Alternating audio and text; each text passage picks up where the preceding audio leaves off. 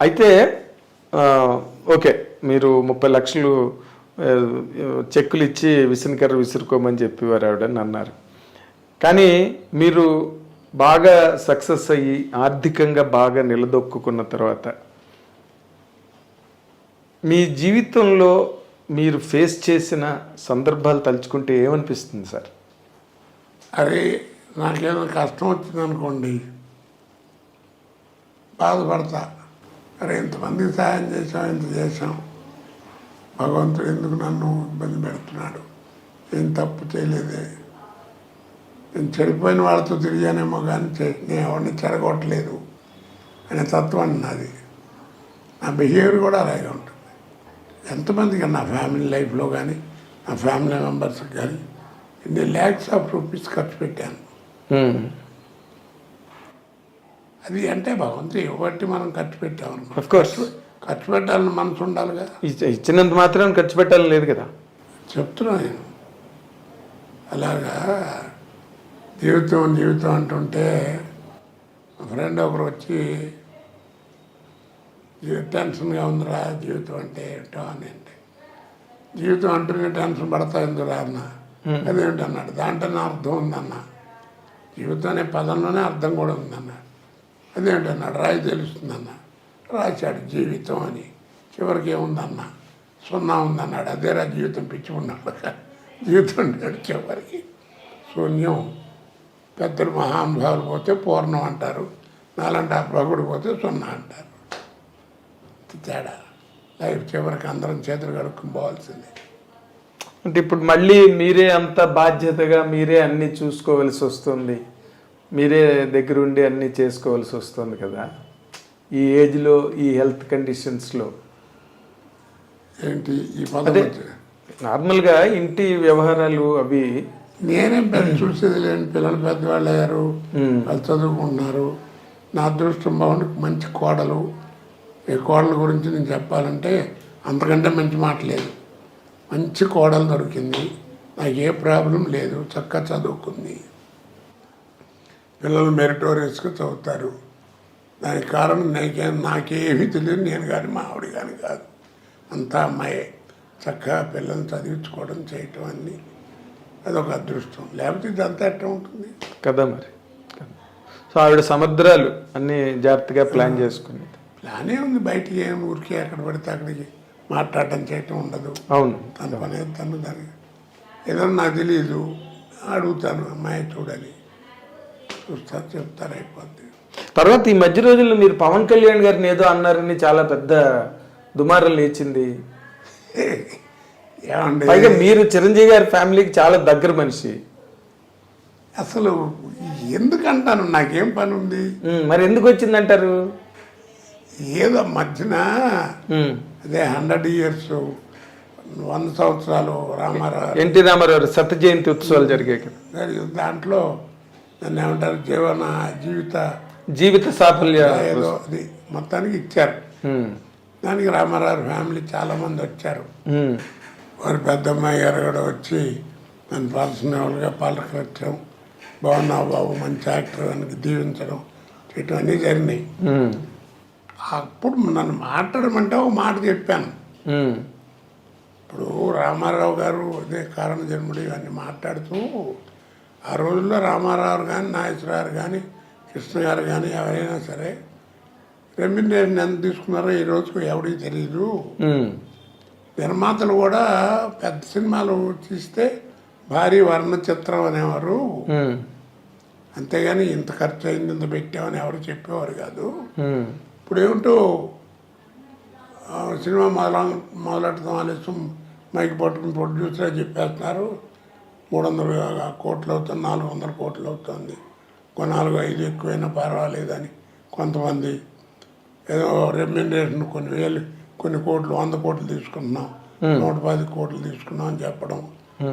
అలా తీసుకున్న వాళ్ళకి నెలకి రోజుకి 2-3 లక్షలు తీసుకున్నట్టు లెక్కే కదా. 2-3 కోట్లు 2-3 కోట్లు తీసుకున్నట్టే కదా లెక్క. ఆ ప్రాంతంలో కొంతమంది రోజుకు 2 కోట్లు తీసుకుంటున్నారని కూడా చెప్పేస్తున్నారు. ఆ సినిమాలు పక్కన పెట్టండి, ఏదో వాళ్ళు ఇచ్చేవాళ్ళు ఇస్తారు, తీసుకునే వాళ్ళు తీసుకుంటారు, ఇచ్చినా తీసుకున్నా ఖర్చు పెట్టుకున్నా ఆ ట్యాక్సులు కట్టుకుంటారు. ఆ సినిమాలో ఆ గొడవ వదిలేయండి. కామన్గా నేను సలహా చెప్తున్నాను అని మా అసోసియేషన్ వారందరికీ కూడా నోట్ చేసుకోండి. గవర్నమెంట్కు లెటర్ రాయండి మన తరఫు నుంచి. ఏమని? భారీ సినిమాలు వాళ్ళు ట్యాక్సులు కట్టడం ఇవన్నీ పక్కన పెట్టేయండి.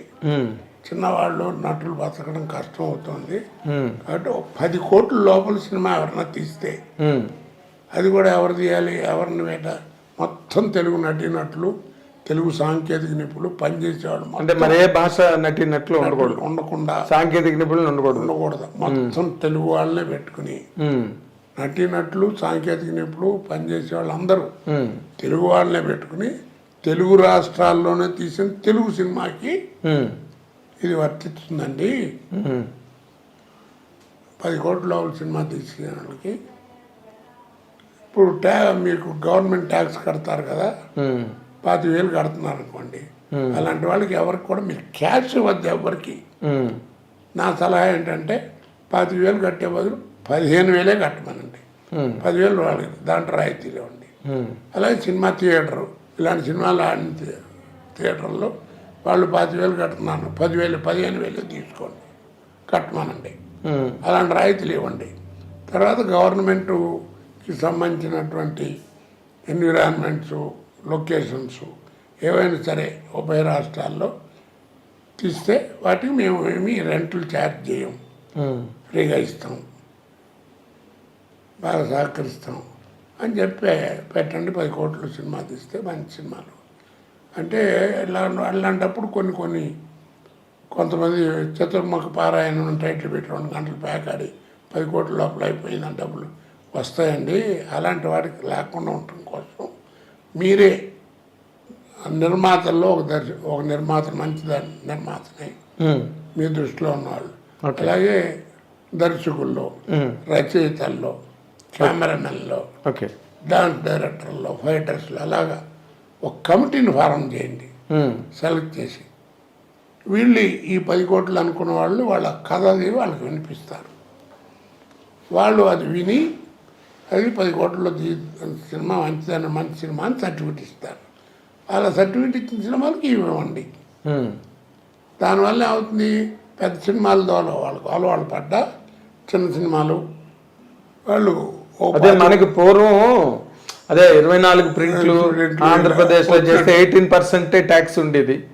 తర్వాత ఏంటంటే వాళ్ళకి ఏదో రాయితీ 3 లక్షలు ఏదో రెమ్యూని ఏదో ఇచ్చేవారు. అవునండి. అవి కొంచెం కాంట్రవర్సీలు వచ్చి గొడవల వల్ల గొడవ ఆగిపోయింది. అలా అందుకని నా ఉద్దేశం ఏంటంటే ఇది కూడా చెప్పాను, ఇలా ఉన్నాయి అవి అలాంటి లేకుండా క్యాష్ ఏమి ఇవ్వద్దు. వాళ్ళు సర్టిఫికేట్ దానివల్ల ఏమవుతుందంటే చిన్న సినిమాలు 25-30 రిలీజ్ అవుతాయి. సినిమా వస్తుంది. పెద్ద సినిమాలు ఆ దాంట్లో వేషాలు వస్తే కూడా వేసుకుంటారు. ముందు మామూలుగా కాస్త వేషాలు లేక ఇబ్బంది పడే మూవీ ఆర్టిస్టుల మెంబర్లలో వాళ్ళకి నెల అయ్యేటప్పుడు 10-12 రోజులు పని దొరుకుతుంది. ఏదో హాయిగా సంపాదించుకుంటారు, విసిరి బట్టలు వేసుకుని చక్కగా సినిమా యాక్టర్లాగా దొరుకుతారు. గొడవ ఉండదు, టాలెంట్ ఎక్కడికి పోదు, పాడైపోదు. చెడాలు వాటిలో ఇవన్నీ వచ్చి పాడైపోతాయి. కాబట్టి సాయం చేయండి అని చెప్పి లెటర్ రాయండి. అందరూ హాయిగా బతుకుతారు అన్నాను. దాంట్లో నేనేంటంటే రోజుకు 2 కోట్లు తీసుకున్నాను కొంతమంది చెప్తున్నారు అన్నాను. అది పవన్ కళ్యాణ్ గారు ఏదో అన్నారట మీటింగ్లో, నేను రోజు 2 కోట్లు తీసుకుంటానండి. దానికి దీనికి లింక్ పెట్టారు. 2 కోట్లు అన్నాడు పవన్ కళ్యాణ్ దృష్టిలో పెట్టుకుని. దాంతో ఏదో సోషల్ మీడియా ఏదో అంటారు కదా, దానికి ఆయన ఏదో మళ్ళీ ఫోన్ చేసి మాట్లాడినట్టు, కేకలు వేసినట్టు మీ మీద ఏదో పెట్టారు ఇష్టం వచ్చినట్టు. నేను అన్నాను, ఏం తప్పేం, నేను ఆయన అనకపోని అన్నారు కదా, ఆయన అన్న మాట నేనేమనలేదు కదా, ఆయన అన్నారని ఆయన అంటున్నారు. అదే అనని మాట నేనేమనలేదు కదా, ఆయన అన్నమాటే అన్నాను. అనుకోండి పోని ఆయన అన్నా కానీ తప్పే ఉందంటూ వాళ్ళు ఎందుకు తీసుకున్నారో లేదు. సినిమాలు వదిలేండి, వాళ్ళు పడతారు. ఈ సినిమాలు ఇలా ఉంటాయని చెప్పాను. దానికి ఏంటి, నాకు చాలామంది ఫోన్ చేశారులేండి. తిట్టారా ఫోన్లు చేసి? ఏదో మేము ఆయన ఫ్యాన్స్, పవన్ ఇట్లా అంటారా, మీ సంగతి చూస్తాం అలా ఇలా అని. సరే నేనేమనలేక ఆయనకి లేని చెప్పి మీకు ఎందుకయ్యా అని ఉండేవాడిని. అంతే కదా, అంతేలే. నిజంగా ఆయన బాధపడి ఉంటే ఆయన ఫోన్ చేసి కొత్త వాడినా నేను, ఏం కోట గారు కావాలని సరే తొందరపడి మాట అందరు ఫ్యాన్స్ అంతా గొడవ చేస్తున్నారండి. చాలా సాఫ్ట్ పర్సన్ కదా పవన్. సరే చెప్తారు కదా. అవును. మరి ఇంకే మీకు ఆయనకి బాగా ఎన్ని సినిమాలు, గోకులం సీత దగ్గర నుంచి, ఫస్ట్ పిక్చర్ అక్కడమ్మాయి ఇక్కడబ్బాయి దగ్గర నుంచి, ఫస్ట్ పిక్చర్ నుంచి. అవును, చాలా సినిమాలు చేశారు కదా కాంబినేషన్. ఎందుకంటే గబ్బర్ సింగ్ ఎంత ఎంత అయ్యో బ్రహ్మాండం, మీరు అందులో పాట కూడా పాడారు కదా. మరి అది ఊరికే ఇవ్వండి, ఇవి వచ్చిన తర్వాత ఏదో లేదు.